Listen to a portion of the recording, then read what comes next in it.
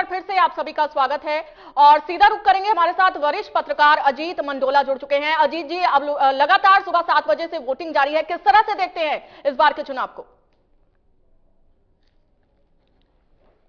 आप नाश्ता भी कर लिया होगा सभी ने, सब घर से बाहर निकले, अपना आज जो अधिकार है उसका अधिकार का प्रयोग करें। ये बड़ा महत्वपूर्ण अधिकार हमको मिला है और इसके अधिकार से ही हम एक अच्छी सरकार, अच्छा प्रतिनिधित्व चुनते हैं। तो पहले तो मेरी अपने दर्शकों से यही अपील है, इंडिया न्यूज बराबर अपील करते जा रहा है सुबह से कि अधिक से अधिक संख्या में वोट देने निकले और इस पर महापर्व में शामिल हो और अपनी ताकत का उसका उपयोग करें। अब रही बात पहले चरण की चुनाव की, तो अभी शुरुआत है, धीरे धीरे ये वोट परसेंटेज मेरे को लगता है बढ़ना चाहिए।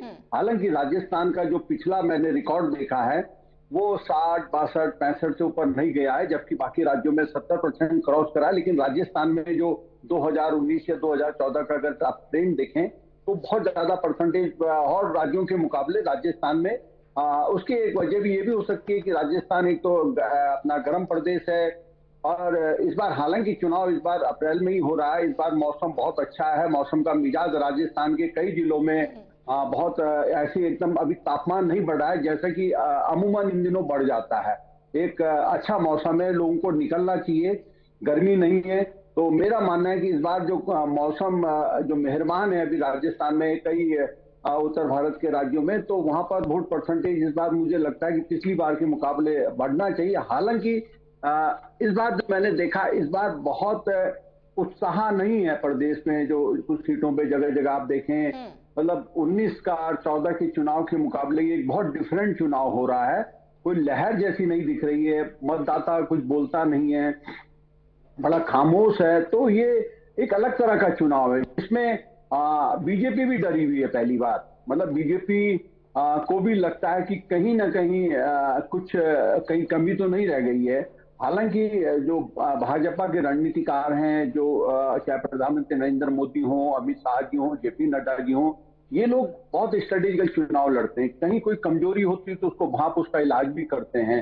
लेकिन इस बार थोड़ा सा डिफरेंट टाइप का दिख रहा है। कहीं ना कहीं राजस्थान का जो चुनाव है जातीय जो कहते हैं जातीय समीकरण में उलझावा दिखता है थोड़ा थोड़ा कुछ सीटों पर, जाट बाहुल्य सीटों पर तो खास तौर पर। और वो सीटों का चुनाव आज हो रहा है जो जैसे झुंझुनू है, चूरू है, नागौर है, दौसा है, श्री गंगानगर है, ये तमाम वो सीटें हैं जहां पर कि कांग्रेस को थोड़ा बहुत उम्मीद लगती है कि कहीं कुछ चमत्कार हो इस बार। नहीं तो 2 बार से तो 25-0 वहां पे 25 की 25 सीटें बीजेपी जीत रही है। और दूसरी जो एक बहुत अहम सीट है दौसा, जिसमें भी इसी पहले चरण में वोटिंग हो रही है, वहां पर पिछली बार जो बीजेपी की प्रत्याशी थी एक महिला, वो जसकौर मीणा, वो सबसे कम मार्जिन से जीती थी। तो अब ये देखना होगा कि अब आज मतदाता किस पर मेहरबान होता है और किस पे अपना ठप्पा लगाता है, उसके लिए हमको थोड़ा इंतजार करना पड़ेगा। अजीत जी, जिस तरह से आपने कहा कि मतदाता जो है वो खामोश है, खुलकर बात नहीं कर पा रहे, तो क्या इसे बीजेपी के लिए खतरा माना जाए? नहीं, ये नहीं कह सकते। ये भी हो सकता है कि मतदाता ने अपना मानस बना लिया हो, वो बहुत पचड़े में नहीं पड़ रहा हो, बहुत ज्यादा उत्साह नहीं दिखाना चाह रहा हो, उन्हें लगता है कि भाई ठीक है, हमको मतलब तय कर लिया कि भाई, जैसे मैं 2019 की बताऊं आपको, 2019 विधानसभा चुनाव में के समय जब चुनाव हुआ था 2018 का, तो कांग्रेस की एक लहर थी और लग रहा था कि विधानसभा में कांग्रेस वापस आ रही है। लेकिन उन्हीं दिनों जब कांग्रेस विधानसभा चुनाव के समय से ही एक मैसेज था कि मतलब बात करो लोगों से, नहीं साहब हमको तो लोकसभा में मोदी जी को वोट देना है, मोदी और कमल की बात होती थी। विधानसभा चुनाव के टाइम पे मैं चर्चा करता था बहुत, राजस्थान के बड़े कई अधिकांश इलाकों में मैं घूमा, आम आदमी से चर्चा करता, तो वो कहते थे नहीं साहब लोकसभा में तो हम मोदी जी को ही वोट देंगे, लेकिन हाँ विधानसभा में हम कांग्रेस को वोट देने जा रहे हैं। तो एक आभास हो गया था कि भाई विधानसभा में कांग्रेस की सरकार बनने जा रही है और लोकसभा में एक तरफा इलेक्शन दिखाई दे रहा था। अब इस साल की अगर मैं बात करूं तो इस साल विधानसभा का चुनाव ही बहुत टफ हो गया। विधानसभा चुनाव में कांग्रेस ने बहुत तगड़ी चुनौती बीजेपी को दी थी। बीजेपी के लिए भी एक कह सकता हूं कि पसीने छूट गए थे। बीजेपी के बड़े दिग्गज मोदी जी, प्रधान अमित शाह जी, तमाम बड़े नेताओं ने और तमाम जो चुनाव जीतने के लिए जितने तरीके इस्तेमाल किए जा सकते हैं उसका ध्रुवीकरण किया गया, छोटे छोटे मुद्दों को उठाया गया और वोटर इस तरीके से भ्रमित हो गया कि कांग्रेस जो लग रहा था कि इस बार कहीं वापस आ सकती है वो चूक गई। लेकिन लोकसभा का जो माहौल बना है इस बार, वो लोकसभा का माहौल बना है 24 जनवरी के बाद। जी। 24 जनवरी को जब अयोध्या में राम मंदिर की जो में रामलला की मूर्ति का प्राण प्रतिष्ठा समारोह हुआ था, वो राम मंदिर एक बड़ा इशू बना 24 जनवरी के बाद। तो हम लोग जो जानकारी इसको समझ रखते हैं, तो हमको लगता है कि अयोध्या का मसला जो है वो 22 जनवरी बहुत उसका करंट है। हाँ, करंट है, उसका करंट है। ठीक तो है, अब देखते हैं कि क्या होता है। जी अजीत जी आप बने रहिए हमारे साथ, हम आपसे आगे भी बातचीत कंटिन्यू रखेंगे। और ये बड़ी खबर सामने आ रही है, ये बड़ी खबर आपको बता रहे हैं इस वक्त की, ये बड़ी खबर आपको बता रहे हैं, इलेक्शन ब्रेकिंग सामने आ रही है। तो प्रदेश वासियों के नाम सीएम भजनलाल शर्मा ने संदेश दिया है, ये बड़ी खबर, सीएम भजनलाल शर्मा का संदेश सामने आया है प्रदेशवासियों के नाम।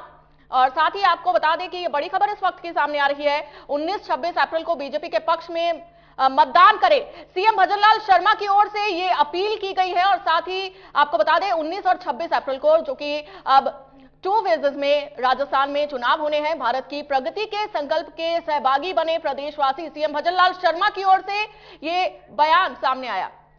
तो सीएम भजनलाल शर्मा ने क्या कुछ कहा, आपको वो भी सुनवाते हैं। नमस्कार, मैं आपका अपना सेवक भजनलाल शर्मा।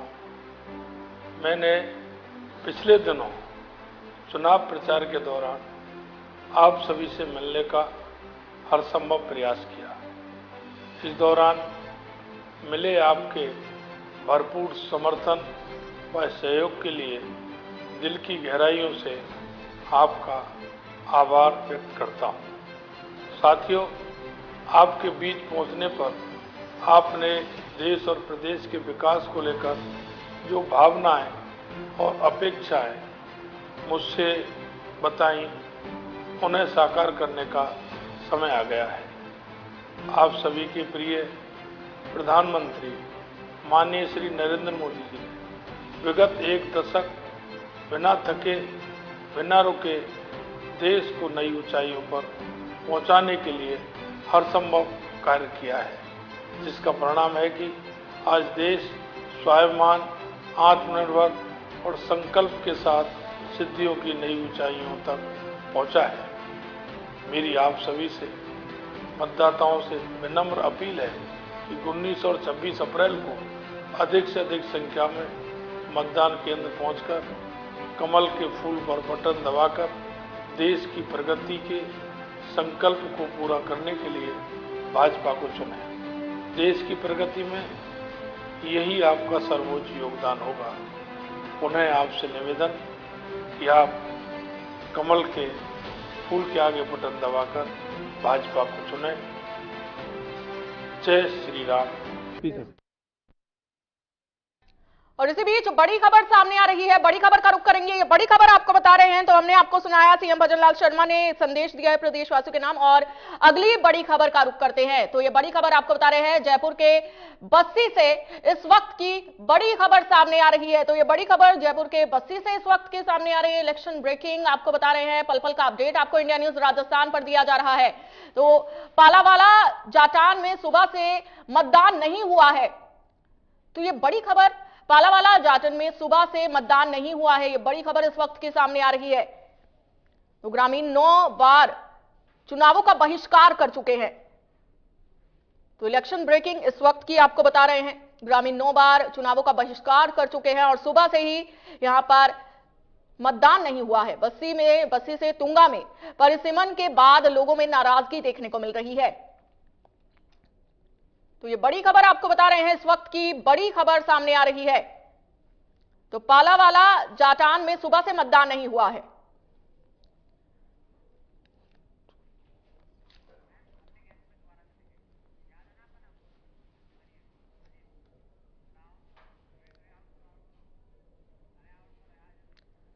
तो हमारे साथ वरिष्ठ पत्रकार अजीत जी जुड़े हुए हैं। अजीत जी, अब कई जगहों पर ऐसे भी देखने को मिल रहा है कि बहिष्कार किया जा रहा है मतदाताओं की ओर से। राजनीतिक समीकरण आप कैसे देखते हैं, किस तरह से राजनीतिक समीकरण बदलेंगे?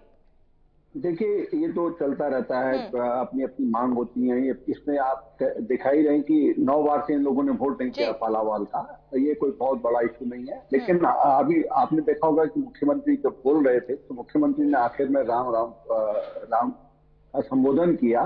तो मैं अभी इससे कुछ देर पहले आपसे कह ही रहा था कि जो बीजेपी है उसका असली मुद्दा इस बार अयोध्या ही है और श्री राम के सहारे ही बीजेपी इस बार चुनाव जीतने की पूरी उम्मीद कर रही है। तो अब मुख्यमंत्री ने यही अपील करी कि भाई बड़ी संख्या में लोग वोट देने निकले और हमारे प्रत्याशी को वोट दें, बीजेपी को वोट दें। ये चुनाव से पहले होता है।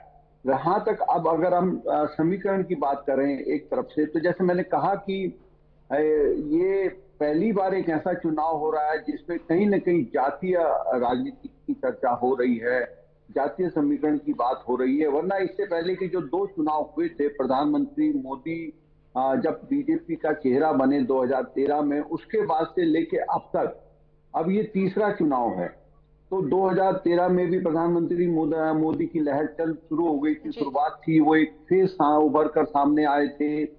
और उसके बाद 2018 में भले ही प्रधानमंत्री का मोदी का फेस था, लेकिन विधानसभा में हार गए, लेकिन लोकसभा में फिर 25 की 25 सीटें जीती। तो मेरा कहने का मतलब ये कि विधानसभा चुनाव में आम जनता का मानस कुछ और होता है, लोकसभा में कुछ और होता है। तो 2 चुनाव में तो लगता था कि जैसे बीजेपी के लिए सब कुछ आसान है, बीजेपी सारी सीटें जीत रही है। लेकिन इस बार का चुनाव थोड़ा दिलचस्प तो हुआ, इससे हम इनकार नहीं कर सकते। उसके दिलचस्प होने की कई सारी वजह है। एक तो वजह ये कि कांग्रेस यूनाइट हो गई है, कांग्रेस में एकता दिखाई दे रही है। सचिन पायलट, अशोक गहलोत एक दूसरे के साथ प्रचार में जा रहे हैं। सचिन पायलट अशोक गहलोत की बेटे के चुनाव के प्रचार में जा रहे हैं। सब सीटों पर बराबर ध्यान दिया जा रहा है। और दूसरा, कांग्रेस ने समझदारी से कैंडिडेट का चयन किया है। तो कांग्रेस ने इस बार 3 सीटों पर तो गठबंधन के लिए एक तरीके से छोड़ी है। चाहे सीकर की सीट है वो अबराराम कम्युनिस्ट पार्टी को दी है, जिसपे आज वोटिंग हो रहा है। और बाड़मेर के ये बांसवाड़ा की सीट है जो समझौते के तहत दी गई है। आरएलपी जिसपे लड़ रही है नागौर वाली, जहां पर आज ही वोटिंग हो रही है। तो कांग्रेस ने 3 सीटें इंडिया गठबंधन के तहत दी हैं और 22 पर कांग्रेस खुद लड़ रही है। अजीत जी, आपके पास लौटेंगे, मैं चाहूंगी आप अपनी बात कंटिन्यू रखें, लेकिन इस बीच बड़ी खबर सामने आ रही है, बड़ी खबर का रुख करेंगे। ये बड़ी खबर आपको बता रहे हैं इस वक्त की। तो ये बड़ी खबर सामने आ रही है इस वक्त की, इलेक्शन ब्रेकिंग आपको बताने जा रहे हैं। तो मुख्यमंत्री भजनलाल शर्मा के जोधपुर दौरे को लेकर यह बड़ी खबर सामने आ रही है। तो बड़ी खबर मुख्यमंत्री भजनलाल शर्मा के जोधपुर दौरे को लेकर सामने आ रही है। और आपको बता दें कि थोड़ी देर में सीएम भजनलाल शर्मा जोधपुर पहुंचेंगे। तो थोड़ी देर में सीएम भजनलाल शर्मा जोधपुर पहुंचेंगे। ये बड़ी खबर मुख्यमंत्री के दौरे को लेकर आपको बता रहे हैं। तो भाजपा के वरिष्ठ पदाधिकारियों से बैठक लेंगे सीएम भजनलाल शर्मा। तो आपको बता दें कि आज राजस्थान में 12 सीटों पर मतदान हो रहे हैं, पहले फेज में मतदान हो रहे हैं। और साथ ही मुख्यमंत्री जोधपुर के लिए रवाना होंगे। पश्चिमी राजस्थान की 4 लोकसभा सीटों पर बैठक करेंगे मुख्यमंत्री भजनलाल शर्मा। तो ये बड़ी खबर आपको बता रहे हैं इस वक्त की। जोधपुर, पाली, जैसलमेर, बाड़मेर में सीएम पहुंचेंगे। और साथ ही आपको बता दें कि सीएम भजनलाल शर्मा जोधपुर के दौरे पर रहेंगे।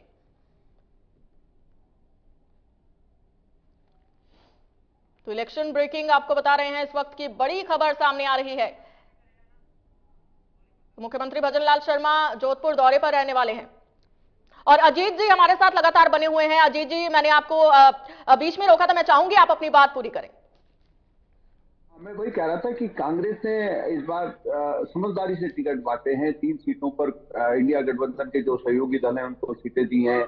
उसके अलावा उन्होंने बीजेपी के एक बागी जो राहुल कासवा बीजेपी छोड़कर कांग्रेस में आया, उसको चूरू से टिकट दे दिया। वहां पर जातीय समीकरण में वो अच्छा टक्कर दे रहे हैं देवेंद्र झाझड़िया को। हालांकि प्रधानमंत्री मोदी ने खुद उस चूरू सीट पे दौरा किया है। जयंत चौधरी जो आरएलडी के नेता हैं, जिनके साथ उत्तर प्रदेश में गठबंधन हुआ है, वो वहां प्रचार में आए हैं। और बीजेपी ने कोशिश करी है कि जाट वोटों का एक तरफा ध्रुवीकरण ना हो, क्योंकि विधानसभा चुनाव में जाट वोट इस बार बीजेपी को उस मुकाबले में कम मिला पिछली बार के मुकाबले में। इसलिए बीजेपी जाट बाहुल्य सीटों पर चुनाव हारी है। लेकिन लोकसभा में प्रधानमंत्री खुद दौरे पे आए। उन्होंने पूरा एक बीजेपी ने पूरी ताकत लगाई है चूरू, क्योंकि चूरू के बगल फिर ये सीकर है जहां पर अबराराम और क्या कहते हैं बीजेपी का मुकाबला बड़ा कड़ा हो रहा है। उसके बगल में नागौर है फिर आगे। तो कहने का मतलब है कि सारी सीटें इस तरीके से बनी है जो जाट बाहुल्य इलाके में आती हैं। और बीजेपी का चिंता इसी बात की कि अगर जाट वोट अगर बढ़ गया या जाट वोट एक तरफा नहीं मिला। हालांकि जब मेरा अपना मानना है कि देखिए क्या है कि पिछली बार जो बीजेपी जीती है सब सीटों पर बड़ा मार्जिन था, 3 लाख 4 लाख 5 लाख इस तरह का मार्जिन था। अब कांग्रेस क्या इस बार उस जीत के जो अंतर है उसको खत्म कर क्या अपनी जीत के लिए कुछ वोटर जुटा पाती है, ये बड़ी चुनौती कांग्रेस के सामने। लेकिन कांग्रेस ने जातीय समीकरण के हिसाब से टिकट बहुत अच्छे बांटे हैं। इन सीटों के अलावा अगर आप देखें एक सीट है दौसा, बहुत हॉट सीट हो गई है दौसा। वहां पर मुरारी लाल मीणा कांग्रेस के कैंडिडेट है और कन्हैया लाल बीजेपी के हैं। और वहां पे किरोड़ी लाल मीणा जो इस वक्त बीजेपी भजनलाल सरकार में मंत्री हैं, उनकी भी प्रतिष्ठा जुड़ी है। तो भजनलाल शर्मा को अगर आपने देखा होगा कि पिछले दिनों जब शुरू में रैली हो रही थी तो प्रधानमंत्री ने मजाक में एक मुक्का यूं करके मारा कि भाई क्योंकि जब भजनलाल शर्मा का मंत्रिमंडल का गठन हुआ तो जातीय समीकरण साधने में कहीं बीजेपी चूक गई। तो उसे मैसेज ये गया कि भाई गुर्जरों को और मीणा को उचित प्रतिनिधित्व नहीं मिला है।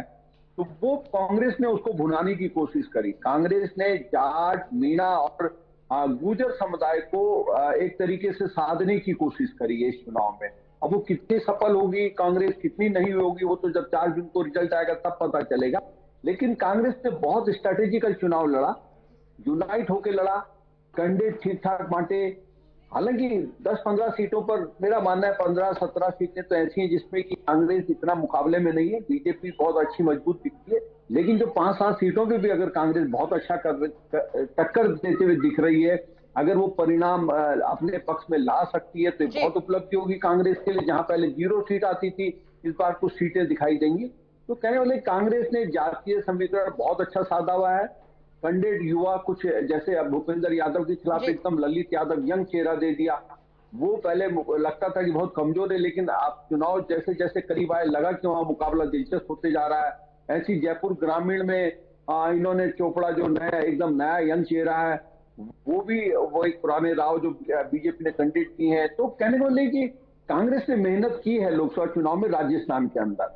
और बीजेपी में थोड़ा सा वो स्थिति बन गई जो विधानसभा चुनाव के समय कांग्रेस की थी।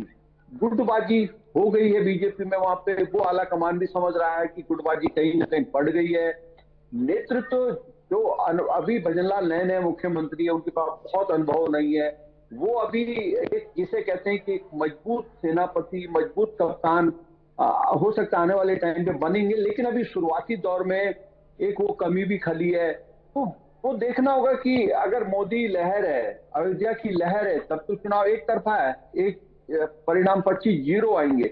लेकिन अगर कहीं जातीय समीकरण में थोड़ा सा सेंध अगर लग गई है, जातीय राजनीति कहीं अगर थोड़ा सा वहां पर हावी हो गई है राजस्थान में, तो मेरा अपना ये मानना है कि हो सकता है कि कांग्रेस इस बार बीजेपी को 25-0 न लेने दे। लेकिन अजीत जी, कई तस्वीरें ऐसे भी सामने आई हैं, सिर्फ अगर राजस्थान की बात न करें, अन्य राज्यों की भी बात करें तो कांग्रेस के कई बड़े नेता हैं जो बीजेपी में शामिल हो रहे हैं। उसका कारण क्या माना जाए? नहीं देखो, राजस्थान अब हिंदी बेल्ट की अगर हम बात करें तो हिंदी बेल्ट में राजस्थान, मध्य प्रदेश, छत्तीसगढ़, राजस्थान में कांग्रेस सत्ता में थी जी। और उसके बाद जब हारी तो वहां पर कई लोगों को सबको एडजस्ट नहीं किया जा सकता, इसलिए राजस्थान के भी कई लोग बीजेपी एक मनोवैज्ञानिक जिसे कहते हैं मनोवैज्ञानिक दबाव बनाने की कोशिश करती है, उसमें सफल भी होती है। राजस्थान, मध्य प्रदेश, छत्तीसगढ़, तमाम दिल्ली, इधर उत्तर प्रदेश, वो एक कार्यकर्ताओं को या नेता को अपनी पार्टी में शामिल कर एक मनोवैज्ञानिक दबाव तो बनाती है अपोजिशन पे और उसका लाभ मिलता है उसको। तो लेकिन अगर माहौल के हिसाब से देखिए, जैसे मैं जस्ट मध्य प्रदेश राजस्थान से लगा हुआ राज्य है, लेकिन अगर आज मेरे से आप मध्य प्रदेश में चर्चा करेंगी तो वहां बिल्कुल नहीं है माहौल कांग्रेस के पक्ष में। वहां स्थिति बहुत चिंताजनक है कांग्रेस के लिए, क्योंकि वहां पे कांग्रेस बढ़ गई है बुरी तरह से। कमलनाथ जो पहले बहुत ताकतवर नेता थे, सबसे कमजोर हो गए, उनको पार्टी में अलग थलग कर दिया गया। एक जमाने में वही विधानसभा का चुनाव लड़ाते थे, वही लोकसभा का, वो कमजोर हो गए। वो उनके बेटे की सीट भी मुश्किल में पड़ गई है।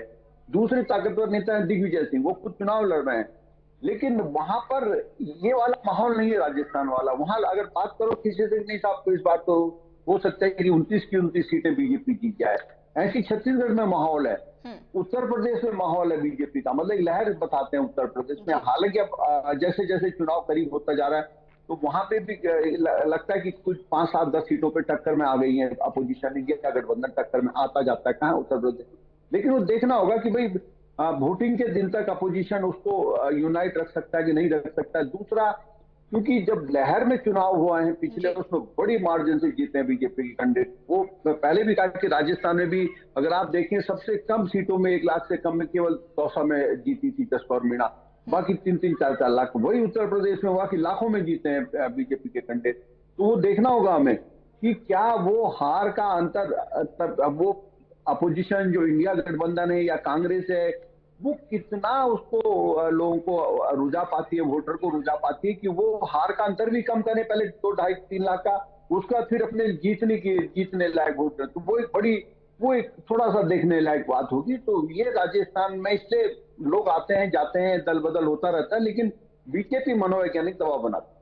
अजीत जी, कांग्रेस की ओर से कोई भी प्रधानमंत्री का जो इंडिया अलायंस की अगर बात करें, प्रधानमंत्री का फेज अभी तक डिसाइडेड नहीं है और बीजेपी की ओर से इस तरह के आरोप भी लगाए जा रहे हैं। तो क्या लगता है कि जो जनता है वो प्रधानमंत्री के फेज पर वोट करती है या फिर कैंडिडेट के नाम पर वोट करती है, राजस्थान की अगर बात करें तो? बिल्कुल, ये बड़ा अच्छा सवाल है। देखो क्या है कि अगर आप देखें तो हमारे देश में 2014 के बाद एक नया वो अरविंद केजरीवाल की पार्टी आम आदमी पार्टी और बीजेपी ने एक अलग तरीके से चुनाव लड़ना शुरू करा है 2013 से। उस 2013-14 की बात मैं इसलिए कर रहा हूं कि दिल्ली में अगर वोट पड़ा है आम आदमी पार्टी को तो केजरीवाल को पड़ा है। लोग केजरीवाल झाड़ू को जानते हैं, कैंडिडेट को नहीं जानते। प्राइम मिनिस्टर मोदी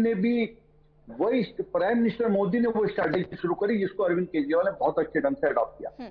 उसके बाद प्रधानमंत्री मोदी ने एक पूरे देश में इसी तरीके से अपना प्रचार, बीजेपी पूरा कैंपेन उसी पे बेस करती है कि भाई प्रधानमंत्री मोदी चुनाव लड़ रहे हैं, उनको आपको वोट देना और कमल पर बटन दबाना है। बाकी ये नहीं देखना कि कैंडिडेट कौन है, पार्टी कौन है। इससे ना लोग बीजेपी को जानते हैं, ना स्टेट इलाके के कैंडिडेट को जानते हैं। वो जानते हैं कि कमल और मोदी, उसका लाभ बीजेपी को मिलता है। जबकि ठीक इसके उलट इंडिया गठबंधन में प्रॉब्लम क्या है कि इंडिया गठबंधन में कोई फेस ही नहीं है।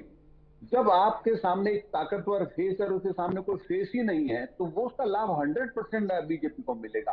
तो कांग्रेस के पास यही एक रणनीति चूक हो रही है कि कांग्रेस ने राजीव जी के निधन के बाद तो कांग्रेस में कभी कोई फेस ही नहीं बन पाया और उसका नतीजा कांग्रेस आज बहुत कमजोर हो गई है और क्या कहते हैं, बड़ी चिंताजनक स्थिति में है कांग्रेस। अगर अब कांग्रेस इस बार कुछ अपनी पोजीशन सुधारती है तो ये कांग्रेस के लिए थोड़ा सा राहत की बात होगी। अजीत जी, आपके पास लौटेंगे और इस बीच बड़ी खबर सामने आ रही है। ये बड़ी खबर आपको बता रहे हैं इस वक्त की बड़ी खबर, इलेक्शन ब्रेकिंग सामने आ रही है। तो ये बड़ी खबर आपको बता रहे हैं इस वक्त की सबसे बड़ी खबर और पल पल का अपडेट आपको इंडिया न्यूज राजस्थान पर दिया जा रहा है। रायसिंह नगर के गांव 22 एनपी में मतदान का बहिष्कार किया गया है। तो कई ऐसी खबरें सामने आ रही हैं जहां पर मतदाताओं की ओर से मतदान का बहिष्कार किया गया है और ग्रामीणों ने मतदान का बहिष्कार किया है। रायसिंह नगर के 22 एनपी का यह मामला है जहां पर मतदाताओं की ओर से मतदान का बहिष्कार किया गया है। तो ग्रामीणों ने मतदान का बहिष्कार किया है। रेलवे अंडरपास की मांग को लेकर यह बहिष्कार किया गया है। तो यह बड़ी खबर इस बीच सामने आ रही है। तो रेलवे अंडरपास की मांग को लेकर ग्रामीणों ने मतदान का बहिष्कार किया है। अभी तक बूथ पर सिर्फ और सिर्फ 3 वोट्स डाले गए हैं। तो सुबह से 7 बजे से मतदान की प्रक्रिया शुरू है और अभी तक बूथ पर सिर्फ और सिर्फ 3 वोट्स ही डाले गए हैं। तो ग्रामीणों से समझाइश में अब प्रशासनिक अधिकारी जो है वो जुटे हुए हैं। और साथ ही आपको बता दें कि अब लगातार मतदान के बहिष्कार की खबरें राजस्थान के कई जगहों से सामने आ रही है और इस बीच रायसिंह नगर के 22 एनपी से यह बड़ी खबर सामने आ रही है जहां पर मतदाताओं ने मतदान करने का बहिष्कार किया है, उसका ऐलान किया है। और सुबह से ही जब से 7 बजे से मतदान शुरू हो चुके हैं और रायसिंह नगर के गांव 22 एनपी में मतदान का बहिष्कार किया गया और सुबह से अब तक सिर्फ और सिर्फ 3 वोट्स डाले गए हैं।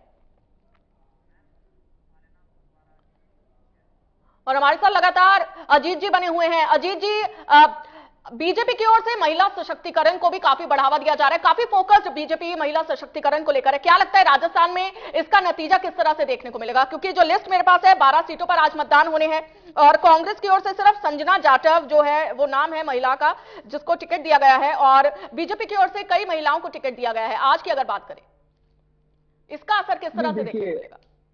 नहीं ये महिला वाला इशू, जिसे महिला सशक्तिकरण वाला मुद्दा ना बीजेपी बना रही है ना कांग्रेस बना रही है। ये जब महिलाओं के लिए 33% आरक्षण को पारित कराया गया था पार्लियामेंट में पिछले सत्र के दौरान मोदी सरकार ने, तो ये लगा था कि एक बड़ा मुद्दा बनेगा। हालांकि ये मुद्दा न बनने के पीछे इसकी पहली बड़ी वजह यह है कि इसको कार्यान्वित होने में अभी टाइम लगेगा। अभी इसको लेकर ये कानून बन गया, जो मेरे को लगता है जो अगला इलेक्शन जब होगा 2029 में लोकसभा का चुनाव जब भी होगा, तब ये बड़ा मुद्दा होगा। तब अच्छा, मुद्दा क्या है, बीजेपी पता नहीं इस मुद्दे पे चर्चा नहीं कर रही है। कभी कभी थोड़ा बहुत भाषणों में चर्चा होती है, लेकिन उस हिसाब से पार्टी ने जिस हिसाब से बीजेपी कांग्रेस सब ने बात करी थी इसको बिल को पारित करने के समय, उस तरीके से टिकट नहीं बांटे गए। कहीं ना कहीं टिकट वितरण में क्या कहते हैं, दोनों पार्टियों ने कंजूसी की है।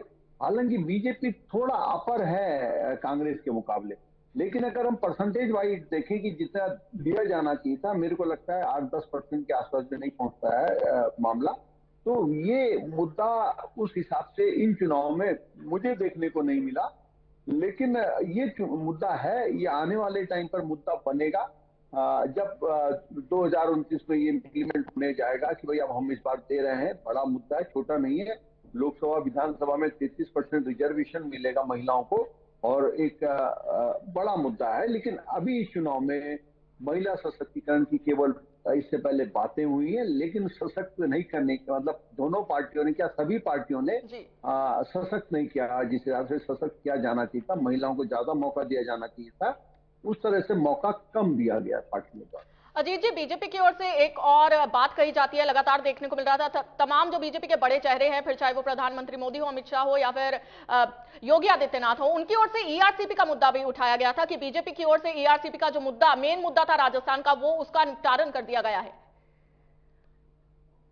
अब ये एक ऐसा मुद्दा है, ये पूर्वी नहर कैनाल वाला, जिसमें कि दोनों तरफ से राजनीति हो रही है, और अभी ये जो जनता को इसका जो फायदा मिलना चाहिए उसका अभी जब तक वो इम्प्लीमेंट नहीं होता है, और जब तक वो दिखाई नहीं देता है, तब तक मैं इसको मानूंगा कि ये राजनीतिक मुद्दा है। हालांकि कांग्रेस ने विधानसभा चुनाव में इस मुद्दे पर जो आज जहां जिन सीटों पर चुनाव हो रहा है, पूरी राजस्थान के वोटर को साधने के लिए ये बहुत बड़ा मुद्दा बनाया था कांग्रेस ने।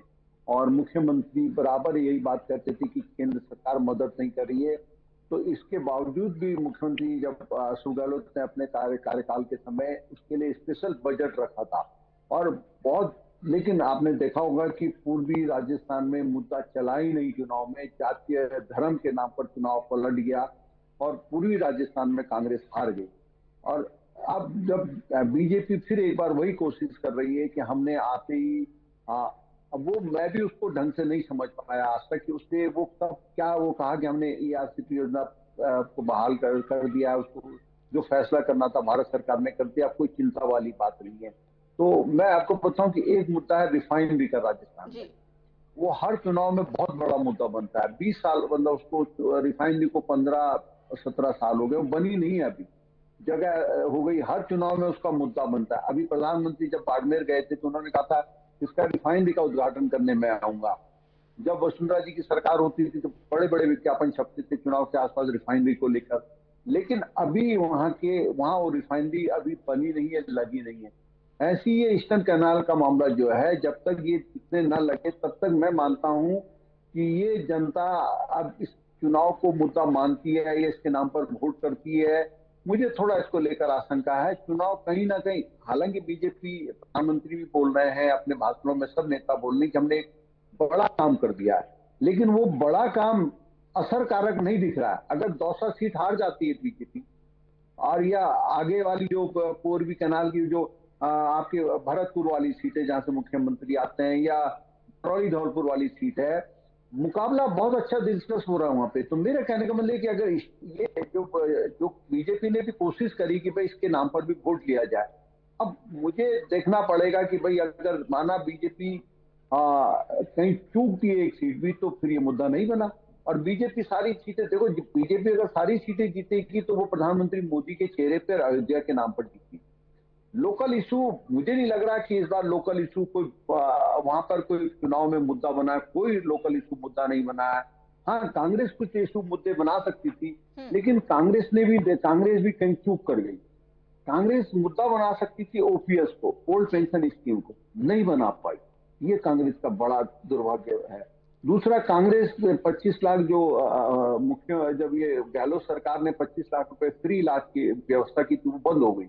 तो कांग्रेस के पास मुद्दे बहुत सारे थे, लेकिन कांग्रेस अभी जातीय समीकरण के भरोसे चुनाव जीतने की कोशिश कर रही है और बीजेपी मुद्दा उठा रही है। बीजेपी का देखिए, बीजेपी का बहुत सारे मुद्दे हैं। बीजेपी के पास अनुच्छेद 370 है, कश्मीर वाला मुद्दा है, अयोध्या मुद्दा है, जो उन्होंने करे हैं, सड़कों का मामला है, जो उन्होंने फैसले किए हैं, तो उसमें एआरसीपी भी एक मुद्दा है।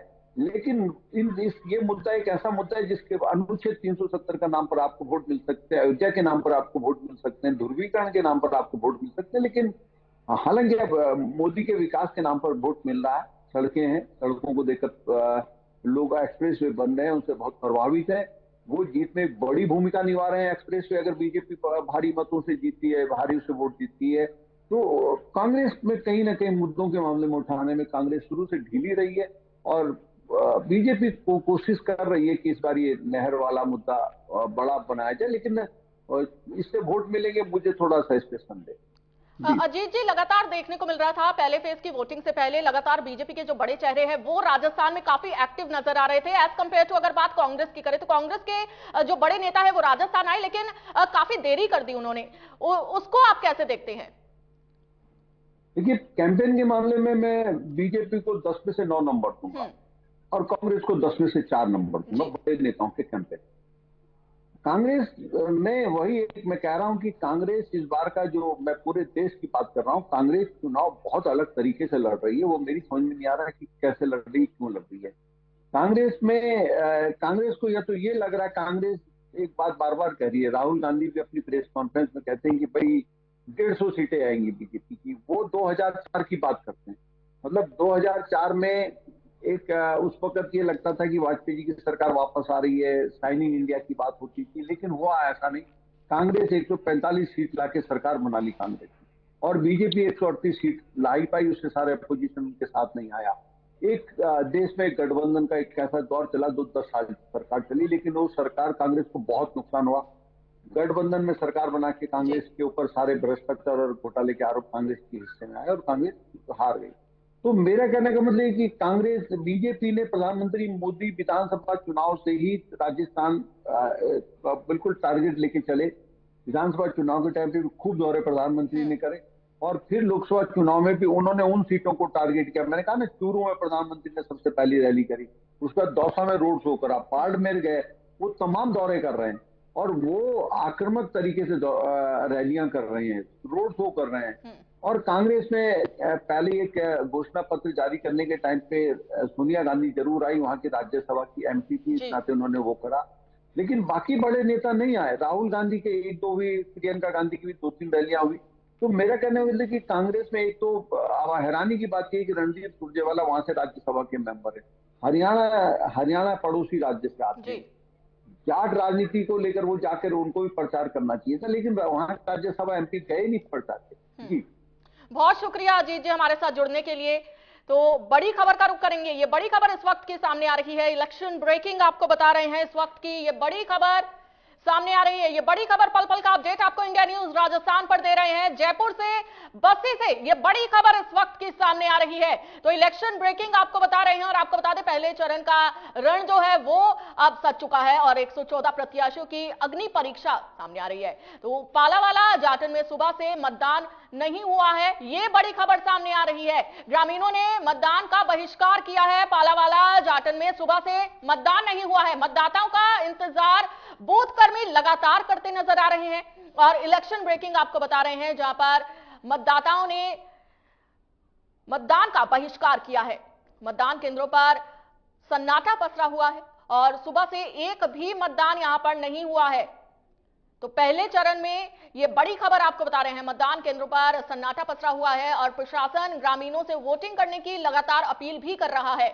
तो पहले चरण का आज चुनाव हो रहा है और राजस्थान की 12 सीटों पर ये चुनाव किया जा रहा है। तो 114 प्रत्याशियों की जो किस्मत में है वो आज ईवीएम में कैद हो जाएगी। और इलेक्शन ब्रेकिंग आपको इस वक्त की सबसे बड़ी खबर बता रहे हैं।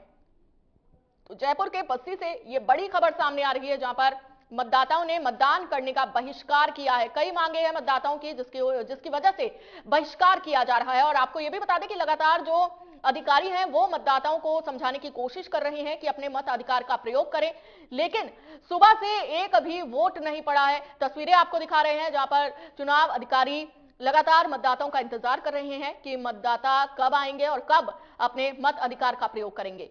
तो आप देख सकते हैं मतदान केंद्र सन्नाटा पसरा हुआ है, एक भी मतदाता मतदान केंद्रों में नजर नहीं आ रहा है। और सबसे बड़ी खबर इस वक्त की आपको बता रहे हैं, सबसे बड़ा कवरेज इंडिया न्यूज राजस्थान कर रहा है। तो ये तस्वीरें आप देख सकते हैं जहां पर मतदाताओं की ओर से मतदान का बहिष्कार किया गया है और जो मतदान कर्मी है वो मतदाताओं का इंतजार करते नजर आ रहे हैं और सुबह से एक भी वोट नहीं पड़ा है।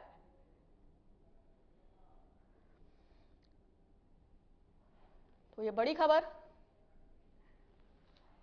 तो पहले चरण में राजस्थान की 12 सीटों पर चुनाव हो रहे हैं और सुबह 7 बजे से शाम 6 बजे तक ये मतदान हो रहे हैं। और ऐसे में आपको बता दें कि जयपुर के बस्ती से ये बड़ी खबर है, जहां पर जो मतदान केंद्र है उस पर सन्नाटा पसरा हुआ है। एक भी मतदाता ने सुबह से एक भी वोट नहीं किया है। मतदाताओं की मांगे हैं, उनकी ओर से बहिष्कार किया जा रहा है। और साथ ही आपको बता दें कि प्रशासनिक अधिकारी जो है वो मतदाताओं को समझाने बुझाने में लगे हैं और अपील लगातार करते नजर आ रहे हैं कि मतदाता अपने मत अधिकार का प्रयोग करें।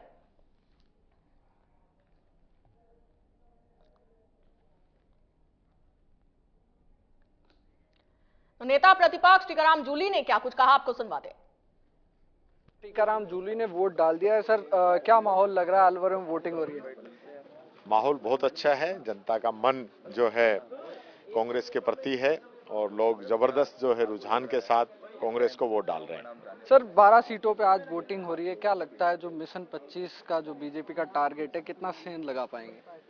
सेंध लगाने की बात नहीं है। 2009 के रिजल्ट आप देखना, जिस प्रकार से 9 के अंदर कांग्रेस आई थी उसी प्रकार से बीजेपी से बहुत ज्यादा वोट हमारे यहाँ पे डलेंगे और बीजेपी से ज्यादा सीटें राजस्थान के अंदर कांग्रेस की आएंगी। सर, अलवर में क्या लग रहा है आपको? अलवर में टक्कर बताई जा रही है? कोई टक्कर नहीं। टक्कर तो आप लोग बता रहे हो, जनता तो बता नहीं, जनता ने तय कर लिया है।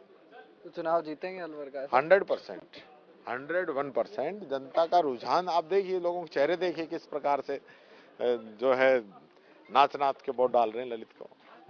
तो ये थे टीकाराम जूली जो कह रहे हैं कि अलवर की जो सीट है वो जीतेंगे और पूरे राजस्थान में बीजेपी से ज्यादा सीटें कांग्रेस की आएंगी। कैमरा पर्सन राकेश गुप्ता के साथ विष्णु शर्मा, इंडिया न्यूज, अलवर।